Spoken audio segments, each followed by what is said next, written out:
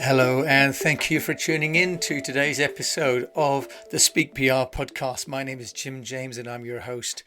And I am talking to you from my newly refurbished studio here in the UK. When I say refurbished, it's because I have put in some new blinds, got a fan because the children are still in lockdown. And so I have renovated the garden shed, and I'm now calling it the studio.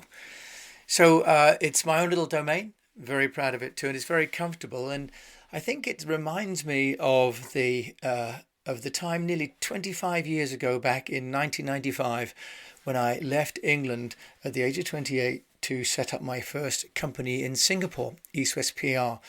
So on the 14th of June, I should be celebrating starting that company up, where I left England with a couple of suitcases and set up EASTWEST Public Relations. Here I am now back, all the years later on, and I'm still doing DIY to get the show on the road.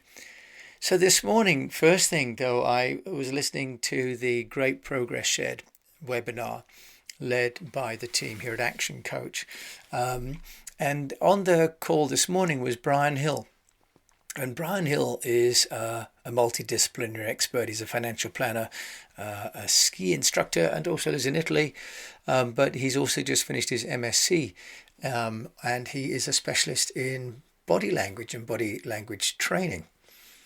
So listening to Brian this morning, and he was talking about the way that body language communicates so much about us. And I was interested in that, as always, because over 60% of all of our language is non-verbal, which means in PR, if we are writing press releases or doing anything that doesn't show the people, one of the greatest challenges is how you communicate the energy and the personality of the client and the founder and of the product. So Brian was speaking this morning about the 3-2-7 rule. And he was saying that there are 3 red flags that can be seen by people, that there can be 2 channels, such as the hands, the eyes, what people say, and the general time limit is 7 seconds. People can catch themselves again within 7 seconds and move on to the next emotional response. Now, it appears that a sneer is the cardinal sin, where one side of the face lifts up slightly, and really, I guess this is where the Janus face concept comes from Latin times with the two-faced person, and he showed pictures of people, including Donald Trump, with a smirk on one side and on the other. Now, I personally have a bit of a problem in that a number of years ago, about 5 years ago, I suffered from amyblastoma, which is a tumour of the jaw. And it's rendered my left side of my face slightly without the same kind of nerve feelings and the same kind of control. So I think that sometimes I'm quite self-conscious now with video and otherwise, because part of my face isn't always feeling like it's exactly under my control. But I don't think I hope I don't have to explain that every time I see someone. I hope that they don't see that I'm in some way dismissing them or what they're saying. But Brian was talking about how we have all these different emotions, and they're expressed through our hands and our eyes and our words and our body language. And interesting enough, saying that the hands are the greatest give or tell of all. I had thought it was the eyes, but it's the hands apparently that give the most indication of what people are thinking. And some studies were done on in juries, where if the person, the accused, had their hands under the table, the propensity to convict those people and consider them to be guilty was greater than if they had their hands above the table. Of course, I've just written recently about Boris Johnson having both hands on the table in his address, but with clenched fists, and the impression of frustration and anger that has given and shown that he's feeling at the time. So Brian mentioned the author Alan Peace and his wife, who Alan is an Australian body language expert and the author of over 15 books. And they've written some books, of which 10 apparently are number one, and they talk about smiling and about watching. If you watch the video, he talks about how even tribes will all kind of lift their forehead slightly in recognition. They'll smile, show teeth with a proper crow's foot, and that they will then have some kind of a handshake, which is an even straight up handshake. And Alan says that the handshake actually comes originally from arm wrestling. So we have a straight up rather than over the top or underneath expression when we shake hands. So I asked the question about, well, what happens with Zoom? Because often with Zoom, we don't see people, we just see a small postage stamp. And the view and the studies apparently are that our cameras are too close on our desktops. And it's really a great case for buying an external camera. I have an external Logitech camera that I use, so that really you can get a head and shoulders. And you'll notice some of the more professional presenters, and of course on TV, they'll have the whole upper body. So it might be that going forward, as we do PR interviews, for example, with journalists, that we ask our clients to make sure that they are further away from the computer and that they're at eye level. Because at the moment when we're doing interviews and people are using their computers, or if you're using your computer camera, almost always it will be below. It'll be almost like an adult-child relationship in terms of the camera, which is bad body posture, a bad body language. So we're ushering in now this challenge where we're looking at a camera and looking at a screen, and our focus might be on the subject matter of the screen, but we're trying to look at the camera. This creates some challenges. So what can we do then to overcome that? And one of the first things that we're talking about today is to make sure that if you are going to be on camera, can you stand back a little bit? Can you make sure that you're lit? And can you ensure somehow that your hands, even at the beginning, are in your screen? Now, Brian is living in Italy, so he actually gesticulates a good deal, like anybody, I suppose, in Italy would. But realistically, we need to think about, if we're not doing presentations at conferences and at regular meetings, how do we compensate for that when we're doing online? Brian then kindly offered to share his dissertation, and I asked for it, and I read that this afternoon, and it's fantastic. And what he's done actually is research on the impact of your website, on the impression that a website gives on first impression to people that are about to visit your company. And of course, this is an extension of what happens when you are looking at somebody. The website is a proxy for the body and for the face. And Brian writes about what they call the ISCE, the Immediate Surface Credibility Evaluation for websites. So he's saying, what does your website say about you and your company on first impressions? And they had over 300 people take the test or take the response, and they analyzed 10 IFA, Independent Financial Advisory Firm websites.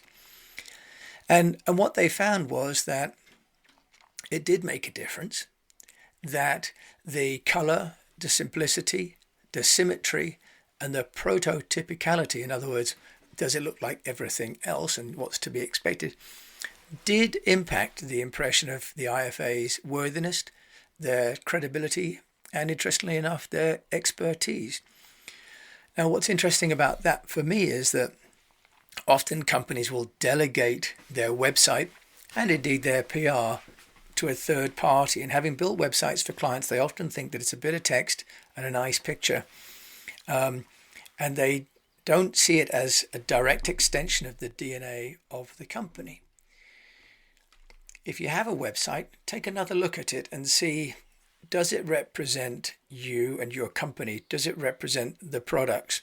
And if someone was to visit that website, what impression would they be getting about you and your company? And does it stand out? Does it differentiate? Now, David Ogilvy, the advertising guru, wrote that 5 times as many people read the headline as the body copy. So when you've written your headline, you spent 80 cents of your advertising dollar. So on a website, there's often a tendency to put a great deal of content, but actually It could be the headlines and the workflow or the funnels that are really impactful. So Brian's research shows that the initial impression is very important, and the Ogilvy observation shows that we have a few things that we can say about ourselves or our product that will make an impact within those first 4 minutes. As Alan P said, you really have 4 minutes to make an impression. My experience on my website and websites of clients is that people will stay for about a minute to 2 minutes. Bounce rates may be as high as 30 to 40 or even higher. So the internet, you may have even less than that. So as I mentioned, I'm planning 25 years of EASTWEST PR on the 14th of June.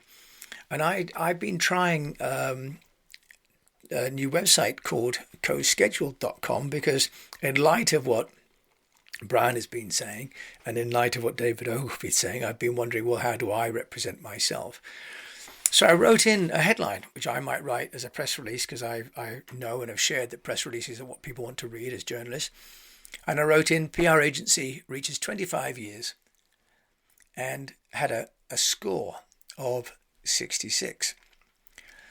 Then I wrote in, amazing PR agency scores 25 years of service in Asia.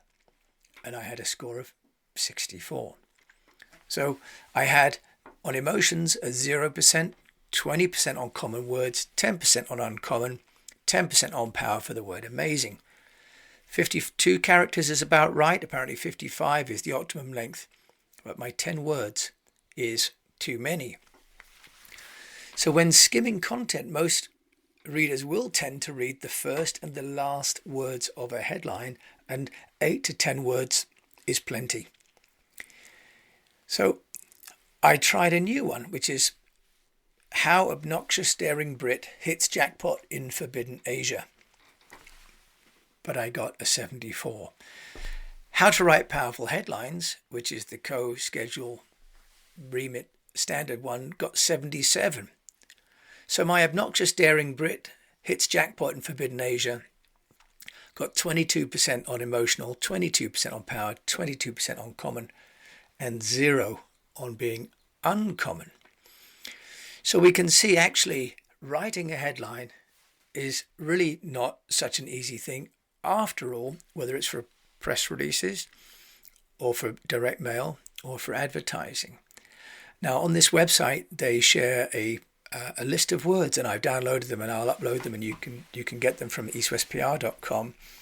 But they have words that drive traffic shares and search results and include emotion words like bumbling, catastrophe, colossal, delightful, arrogant.